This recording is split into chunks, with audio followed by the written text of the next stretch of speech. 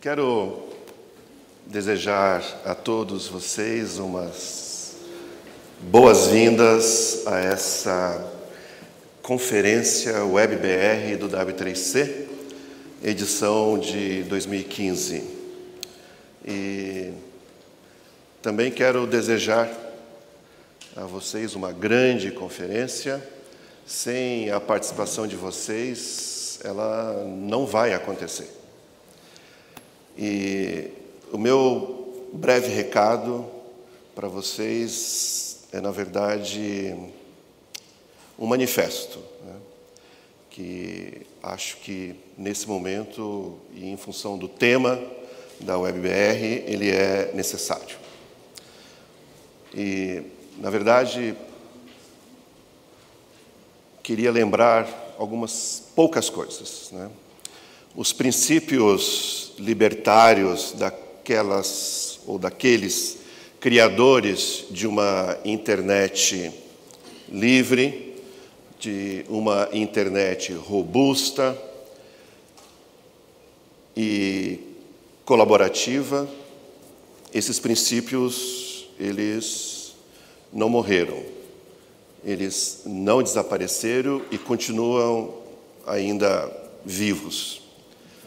Os princípios dos criadores da web, de uma web também livre, colaborativa e descentralizada, esses princípios também continuam vivos e não desapareceram. No entanto, organizações poderosas buscam, de todas as maneiras, manter-nos aprisionados nos seus jardins murados da internet, sem possibilidade de compartilhamento e livre fluxo da informação. Governos poderosos também insistem em manter o controle sobre as nossas vidas e sobre o nosso comportamento. E sociedades poderosas também continuam tentando impedir o surgimento de uma nova economia, de um novo modelo de negócios. É preciso que a gente não desista dos princípios originais da internet e da web. Esse é o momento para a nossa reflexão. Esse é o momento da possibilidade de contribuição de vocês para que a gente construa uma internet do futuro e uma web do futuro. Eu não quero que as pessoas, governos, organizações, continuem me seguindo e me vigiando sem o meu consentimento. Eu quero controle sobre os meus dados. Eu não quero que utilizem os meus dados para os fins que eu desconheço e para os quais eu não dei a minha autorização. Eu quero poder ter livre acesso à internet sem discriminação sobre ou por causa do meu conteúdo ou por causa da forma que eu acesso a internet. Eu quero poder criar livremente na internet, num ambiente de inovação livre, sem ter que me preocupar com a velha indústria me ameaçando. É preciso que a gente redescentralize a web, que nós possamos trazer a web para os seus princípios originais. É fundamental que nós possamos voltar a inovar, a criar,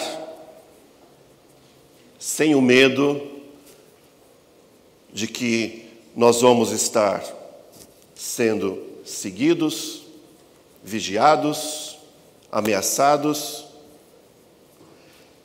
É o momento de que vocês que se preocupam com o que se pode fazer e o que se poderá fazer na web do futuro, é o momento de nós começarmos a criar esse futuro agora. Nessa conferência, por 2 dias, vocês participarão de temas como pagamentos pela web, novos modelos de negócios pela web, tecnologias abertas, plataforma aberta da web, segurança, privacidade. Se vocês não participarem, se vocês não trouxerem contribuição com as suas ideias e com a sua experiência, essa conferência não acontece e também a gente não vai conseguir apontar juntos para uma web que nós queremos. Desejamos muito que vocês tenham uma excelente conferência e que vocês efetivamente participem, compartilhem o seu conhecimento, compartilhem o que está acontecendo pelas redes sociais e fiquem com a gente até amanhã. Muito obrigado.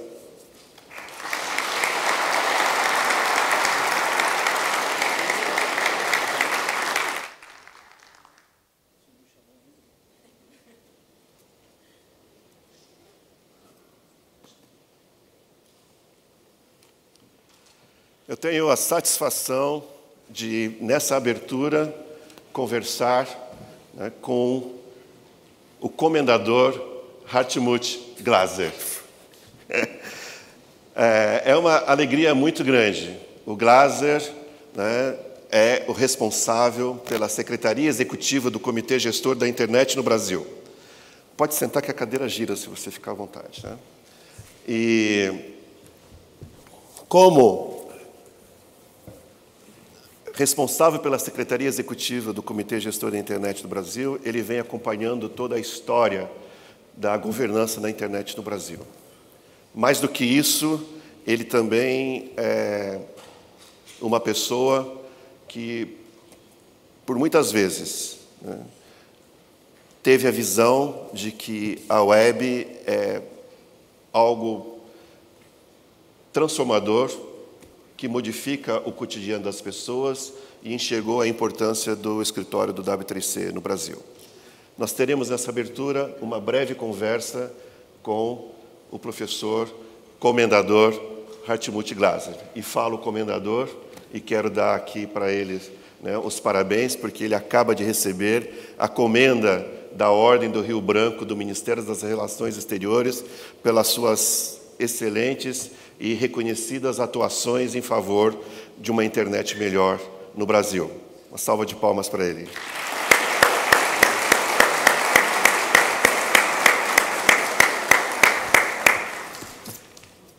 Glaser, você, como secretário executivo do Comitê Gestor da Internet no Brasil, que é um comitê no modelo multi-stakeholder, onde todos segmentos representativos da sociedade participam desse modelo de governança, o comitê estabeleceu um conjunto de princípios que regem o funcionamento do comitê. Essa semana, como parte da comemoração dos 20 anos do Comitê Gestor da Internet no Brasil, nós teremos aqui amanhã um painel de debates cujo tema é a universalidade da web. Desculpa, a universalidade da internet como um dos 10 princípios do Comitê Gestor da Internet. Por que o Comitê Gestor entende que a universalidade da web é um princípio importante? Em primeiro lugar, bom dia a todos e a todas. É um privilégio estar com vocês aqui, mais uma vez. Eu peço desculpas que eu estou destoando pelo uniforme. Eu acho que é o vício de a gente começar a viajar muito por aí e a gente acha que a abertura precisa ser com terno e gravata. Então eu peço desculpa de não estar no mesmo nível de vocês, sem com isso desprezar ninguém. Por favor, entenda isso positivamente. Agradeço as boas-vindas e quero ir direto para o assunto. O Comitê Gestor, como o Wagner acabou de mencionar, foi criado em 95 e no início a nossa preocupação principal era muito mais a parte técnica. A gente sempre diz que a infraestrutura de telecomunicações, que são os cabos, ou no caso as frequências, quando é via satélite, são controladas, essa infraestrutura controlada pelo governo, regulado pelo governo, mas felizmente o Brasil teve uma evolução um pouco diferente, que a camada 2, que é a camada TCP/IP, a camada da internet, ela foi desregulada. Ela é um serviço de valor adicionado e não está então 100% na mão do governo, apesar que o nosso modelo multi-stakeholder inclui o governo na mesma posição dos outros setores da sociedade brasileira. Então o Comitê Gestor tem na mesma mesa governo, empresários, acadêmicos e a sociedade civil, as ONGs. E a gente percebeu logo no início que muitos casos que foram levados para a justiça, havia um total desconhecimento de uma série de princípios da internet. E juízes tomando lamentavelmente decisões absurdas. Vou citar dois exemplos. Um pouco mais antigo, da Cicarelli, que todos vocês devem lembrar, mandou desligar o YouTube para atender uma demanda dos advogados daquela pessoa. Um outro juiz, recentemente, mandou desligar o WhatsApp no Nordeste, porque pediu acesso, a empresa se negou e mandou desligar o WhatsApp. Então a gente percebeu que estava na hora de fazer alguma coisa um pouco mais séria. E por quase 3 anos, o CGI tentou trabalhar em cima de princípios que nós chamamos pétreos, princípios não variáveis, não sujeitos à interpretação. E esse decálogo, esses 10 princípios, que muitas vezes chamam de 10 mandamentos, nós precisamos seguir de uma forma rigorosa. E um deles é a universalidade. O que significa universo? Todos.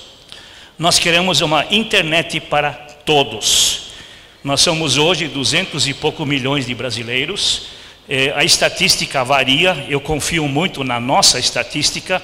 Muitas vezes o jornal fala 70 milhões têm acesso à internet. Pela nossa estatística é a metade do Brasil, portanto 100 milhões. Não estou dizendo com isso que tem acesso na sua casa. Muitos usam escola, ou então lan houses, ou trabalho para acessar. Mas 100 milhões de brasileiros hoje de alguma forma têm acesso à internet. Isso é muito pouco. Um país de primeiro mundo, se vocês pegarem alguns exemplos, tem 70%, 80%, 90% ou mais. Não conheço nenhuma estatística de 100%, mas acho que tem disponibilidade em lan house em alguns países que permite todo mundo acessar. Então, universalidade, número 1, todos devem ter acesso. Deixa eu explicar melhor o que é o todos. Muitas vezes a gente pensa todos e pensamos em nós.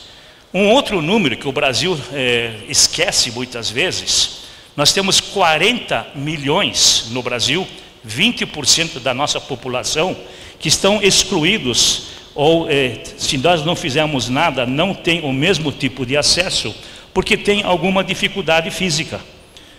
São pessoas que têm limitação, ou cegos, ou surdos, ou outra dificuldade física. São 20% da população. E aí, de uma forma muito especial, eu acho que eu posso já mencionar esse assunto, os padrões de acessibilidade são muito importantes. Então, nós não queremos apenas pensar em dar um acesso a empresários ou a pessoas, vamos chamar como nós, que temos os dons. Talvez tenha alguma pessoa aqui com uma certa dificuldade, eu vi a Estelta por aí, mas eu sei que realmente existem dificuldades que nós muitas vezes esquecemos de incluir. Universalidade, são 202 milhões de brasileiros conectados à internet de banda larga, de alta qualidade e aproveitando o teu discurso, sem controle e sem segmento, e é isso que nós queremos.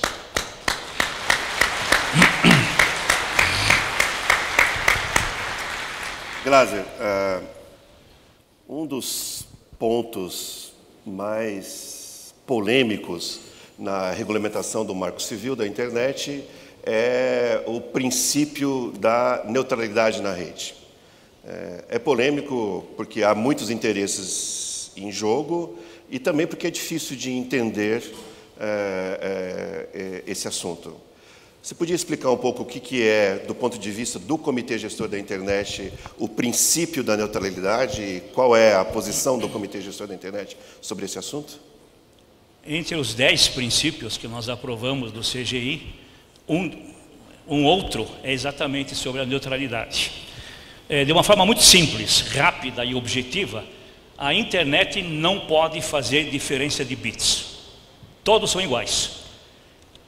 O que entra de um lado e sai do outro não deve ser de alguma forma controlado ou talvez oferecer um serviço discriminado ou oferecer um serviço de qualidade inferior. Lamentavelmente, hoje menos, mas no começo, a internet começou a oferecer serviços que competiam com as próprias telcos. Então elas, para puxar o serviço para o lado da telefonia tradicional, da comunicação tradicional, de alguma forma prejudicava, por exemplo, só para citar um serviço, o Skype. Então se ligava no Skype, ele ia com uma banda muito menor, ou até caía N vezes para você ficar bravo e acabar usando o telefone normal. Então a neutralidade não compete a ninguém controlar o que entra na internet e o que sai do outro lado. Um exemplo que eu sempre uso, você pode ter uma rodovia, vamos pegar a Via Dutra. Na Via Dutra pode passar um caminhão, pode passar um ônibus, pode passar um carro e pode passar uma motocicleta. Provavelmente em velocidades diferentes, porque pagam pedágio diferente e tem definição diferente. Na internet pode ter diferença de 2 megas, 5 megas, 10 megas ou 100 megas, depende do que você compra. Mas uma vez que você tem o teu acesso, você precisa ter a certeza que ninguém está de alguma forma discriminando o teu serviço. E isso aconteceu muito. Claro que a lei que foi aprovada, felizmente o Brasil é outra vez líder, nós conseguimos de uma certa forma, em cima do decálogo, desses 10 princípios, uma lei chamada Marco Civil da Internet, que a presidente Dilma referendou, assinou no ano passado na NET Mundial, um outro evento que foi realizado aqui no Brasil. Nós temos dentro dessa lei a definição de neutralidade com uma observação, que pode haver exceções. Vamos pegar o exemplo que é um exemplo real. Acabou de ter o 2º terremoto ontem no Chile. Chile, no primeiro terremoto, alguns anos atrás, perdeu a conexão telefônica. Romperam seus cabos. De alguma forma, a rede caótica ou a rede não organizada da internet achou caminhos por vários outros e conseguiram se comunicar, inclusive toda a parte de socorro, toda a parte de emergência, toda a parte de ajuda, de orientação. Nesse caso, houve uma discriminação do tráfego normal para o interesse maior, coletivo, dentro de um princípio de realmente ajudar a população. Está previsto lá em lei, e é isso que nós queremos aqui também. Então, na lei que foi aprovada agora pela presidência, consta que o Comitê Gestor e a Anatel vão elaborar propostas para os casos de eventual exceção. Outra vez, não pode ser coisa política, não pode ser coisa pessoal, deve ser princípios realmente muito claros para poder excluir eventualmente algum serviço por algum tempo da qualidade que todos os bits são iguais. De repente eu vou segurar e-mail, não tem problema nenhum do e-mail chegar atrasado e vou dar preferência a um serviço emergencial.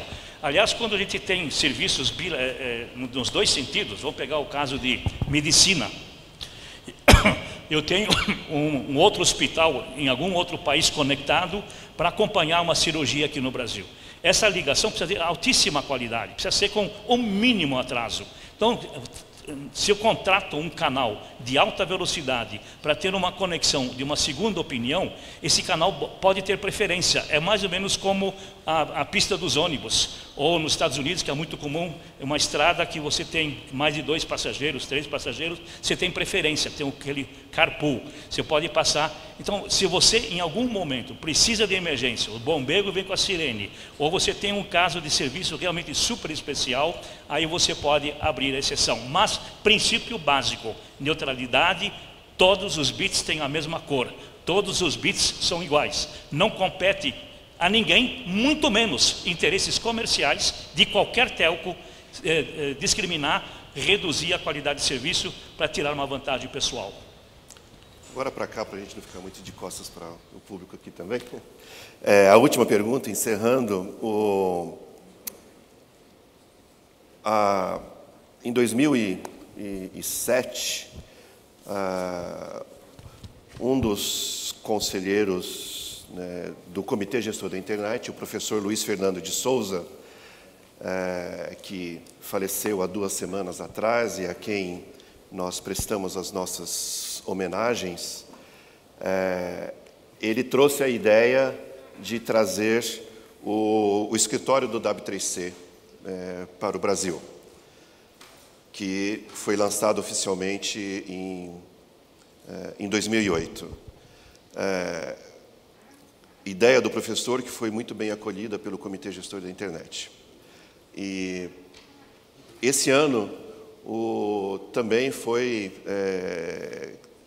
criado pelo UNIC-BR o Centro de Estudos sobre Tecnologia Web, o que reflete uma preocupação do Comitê Gestor da Internet com essa camada da aplicação na infraestrutura da internet, que é a web.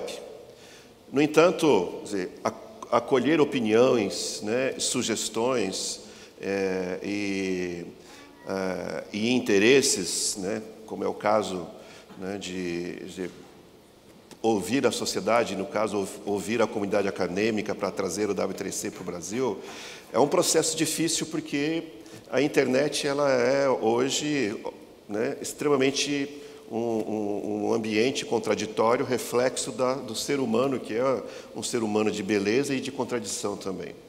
E certamente a governança da internet no Brasil, feita também por pessoas, né, ainda que no modelo multi-stakeholder, é também um lugar de contradição, também de interesses.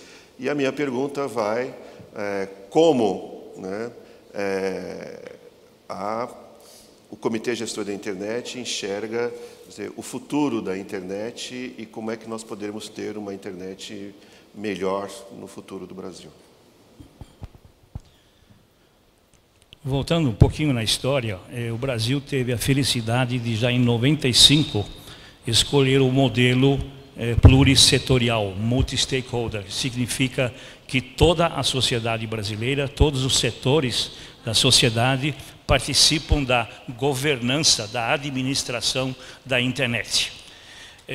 Em 98, 99, surgiu nos Estados Unidos uma entidade chamada ICANN, The Internet Corporation for Assigned Number and Names, sigla ICANN, que está vinculada ao Departamento de Comércio dos Estados Unidos. Passaram-se de 98 a 2015, 17 anos, e agora esse Departamento de Comércio dos Estados Unidos decidiu fazer uma chamada, um convite, para que internacionalmente surja um grupo multi-stakeholder para administrar a internet mundial, exatamente seguindo o nosso modelo de 95. E eu acabo de voltar dos Estados Unidos, cheguei no domingo de uma reunião que tivemos lá. O Brasil tem 3 representantes numa comissão de 30 pessoas que estão estudando exatamente esse modelo. Eu fico muito feliz que nós saímos na frente. Já em 95, essa visão que a internet não pode ser algo regulado, algo talvez debaixo de interesses comerciais, políticos ou pessoais. Então, quando eu olho para esse lado, o Brasil tem algumas vantagens. Claro que nós somos um país em desenvolvimento, nós temos limitações. E mais uma vez passando por uma crise violenta, e você fez alguns desafios, alguns comentários no manifesto inicial, nós não podemos ficar presos a grupos econômicos, grupos políticos. O CGI, ele representa todas as cores. Nós temos o terceiro setor, temos ali representantes ativistas eleitos pelos pares, nós temos ali empresários que não concordam sempre em tudo. É só pegar dois exemplos, pegar o representante das telcos e o representante dos provedores. Os interesses não são convergentes, pelo menos nem sempre são convergentes. E o próprio lado do governo tem uma linha mais de regulação e de vez em quando um lado mais desenvolvimentista, que gostaria de ver os negócios correndo. Então não é fácil você trabalhar um consenso, mas a grande vantagem do consenso, quando você chega no consenso, aí não tem mais resistência nenhuma. E para mim, trabalhar em consenso significa todo mundo ceder um pouco. A situação ganha-ganha não é todo mundo levar 100% ou 110%. A solução ganha-ganha é se todo mundo cede e nós concordamos com 80% ou com 90% para o bem comum do país. Então nós estamos convivendo no Brasil e a gente espera que no mundo também possamos chegar nesse nível. No caso, por que nós criamos, por exemplo, um escritório da web? No início, o Brasil não tinha nenhuma voz na parte internacional sobre padrões. Nós compramos padrões, nós importamos software, não participamos. Os grupos que estão representados no país trazem a solução própria e a gente não tinha como participar. Por outro lado, o W3C, ele é, obviamente, hoje, internacionalmente falando, ele é muito forte onde há desenvolvedores de software. Então, se você for para os Estados Unidos, para a Europa, para o Japão, e por que não dizer para a China, tem grupos investindo pesado, muito pesado, em software e querem, obviamente, que os seus padrões sejam aceitos por outros. Nós não temos uma linha muito forte nessa área. E a gente preferiu, inclusive, além do escritório da W3C, criar o nosso centro de estudos, porque algumas coisas são tropicais, algumas coisas são nacionais, são brasileiras. Não há interesse, a princípio, talvez para resolver algum problema mais nosso aqui do Brasil. E eu vou citar um exemplo que para nós é muito importante, nós damos muita atenção, é a acessibilidade. Nós temos o nosso evento no fim do ano, onde nós fazemos um concurso para as melhores propostas, melhores soluções de acessibilidade. E usando estudantes, universitários, empresas, e a gente seleciona então o melhor trabalho. Então nós estamos dentro dessa convivência, a internet é uma só, o protocolo é um só, por isso que nós nos comunicamos com o mundo todo, mas tem exigências que são locais. E nós estamos valorizando em primeiro lugar o nosso próprio mercado. O que nós não queremos é que a gente seja dependente de outros. Eu vou citar um exemplo que é pessoal meu, e é sem crítica, mas eu me formei em física na USP. E comecei a trabalhar com física nuclear. E cheguei à conclusão que eu não estava fazendo nada para o Brasil. E resolvi mudar para a física de estado sólido. Estado sólido é microeletrônica, é chip. E passei para a escola politécnica, onde eu fiz a minha vida e a minha vida profissional. Eu quis fazer algo para o Brasil. E hoje a internet, o CGI, é CGI da internet brasileira em primeiro lugar. Graças a Deus nós estamos sendo reconhecidos. Nós podemos exportar o nosso modelo e a homenagem que ele se fez referência, o Itamaraty reconheceu esse esforço do CGI em a gente levar o nosso modelo para outros lugares, de participar de comissões, participar de grupos, participar de palestra. Agora em novembro vamos realizar lá em João Pessoa o 10º IGF, um evento que esperamos 2.000 pessoas. Esse evento é Internet Governance Forum, é um super evento aqui no Brasil. É o único país que fez 2 vezes, em 2007 no Rio e em 2015 agora lá em João Pessoa. É o reconhecimento que a nossa estrutura, o nosso modelo, o nosso trabalho, a nossa forma de nos envolver, além de ser aceita no Brasil, e temos claras provas como isso está realmente progredindo, basta mencionar o nosso fórum brasileiro em Salvador, há um pouco mais de 1 mês atrás, 2 meses atrás, como o Brasil realmente se destaca. Então o Centro de Estudos Web exatamente é o nosso centro devidamente tropicalizado para estudar, em primeiro lugar, soluções para o nosso país. E, obviamente, acompanhar tudo que acontece lá fora e contribuir também. O que nós queremos é não ser usuários, nós queremos participar do desenvolvimento de projetos, de aplicativos, de software para o bem do nosso país e, por que não, exportar para outros também. Se eles podem, por que nós não podemos? Vamos alavancar de tal forma que o Brasil deixe de ser um país em desenvolvimento e seja um país realmente desenvolvido. Professor Glaser, muito obrigado pela participação, muito obrigado pelo seu tempo compartilhado aqui conosco. E, na medida do possível, se a agenda permitir, continue conosco. A internet aqui é boa, viu? Você pode continuar trabalhando daqui, que a internet é boa. Tá? Muito obrigado pela participação.